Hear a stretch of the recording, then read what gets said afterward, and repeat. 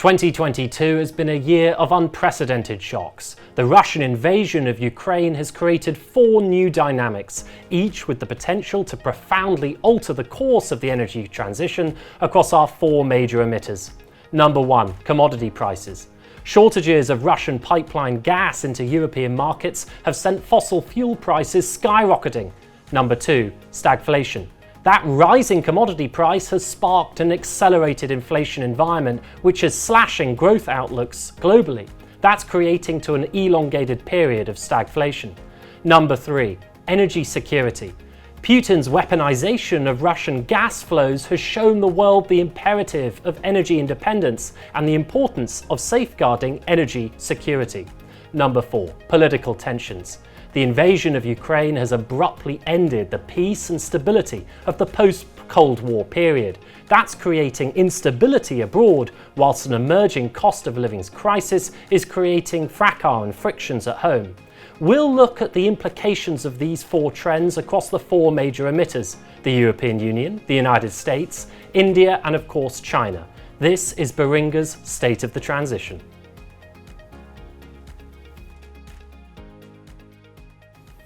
India, the world's largest democracy and a crucial pillar in the liberal alliance of democratic states in the Asia-Pacific. Historically, India's emissions have been on a dramatic upward trajectory, owing to the policy priority of poverty alleviation and economic growth. Emissions have risen by over 80% from a 2005 baseline by 2022 and are set to continue. On current course, they're not likely to peak before 2040 at the earliest. Historically, India has refrained from committing to absolute emission reductions. Instead, they did agree at Paris to commit to reduce the intensity of their emissions as a proportion of GDP by 30% by 2030. Since then, they've upgraded their ambitions to a 45% reduction in emissions intensity by 2030 and, of course, that all-important net zero commitment by 2070. Historically, India has performed poorly on our credibility and durability methodology. On our x-axis, our credibility axis, we look at policy maturity, evaluating a country on its policy, regulatory and legislative progress in order to meet its net zero target. On our y-axis, we look at the political support, the breadth and depth of commitment and therefore momentum behind decarbonisation in that country. On both scores, India has performed poorly, owing to the low salience of climate and decarbonisation in India. The policy priority of a poverty alleviation has trumped all other goals, with energy per capita use some 40 times lower in India relative to the United States and Western Europe. We've redone our credibility and durability methodology and seen flatlining scores for India on both axes.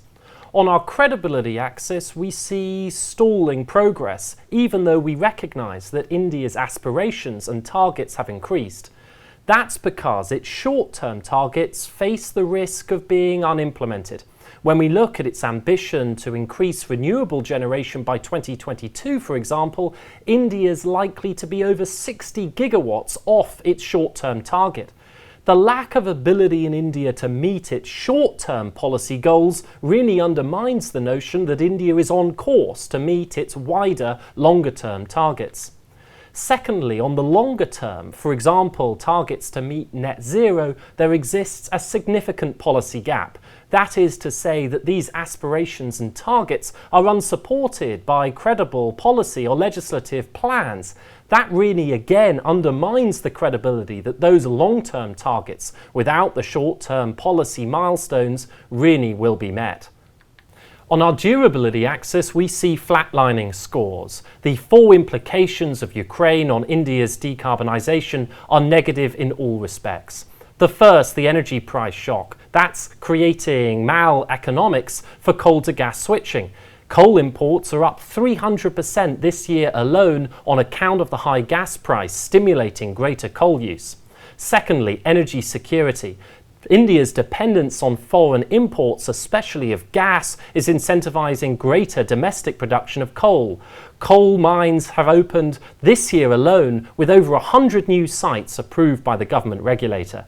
Thirdly, stagflation. The weakening growth outlook globally is creating challenging fiscal environment for the central government in India. That's undermining fiscal support for the energy transition, with subsidies for renewables under pressure.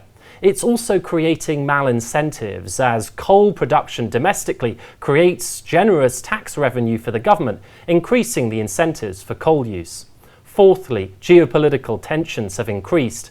Prime Minister Modi has tried to plot a third way between the Western-led bloc led by the United States and a new illiberal axis between Beijing and Moscow.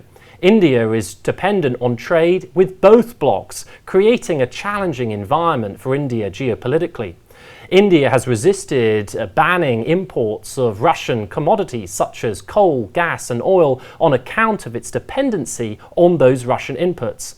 The geopolitical frictions between these two major blocs creates a challenging outlook for India's decarbonisation, being dependent on raw materials and finance from both blocs. The invasion of Ukraine has shown just how vulnerable and susceptible the course of the energy transition is to major macroeconomic and political events. If you'd like to understand more about the course of the energy transition and what it means for your investments and exposures, reach out to any of Baringa's experts.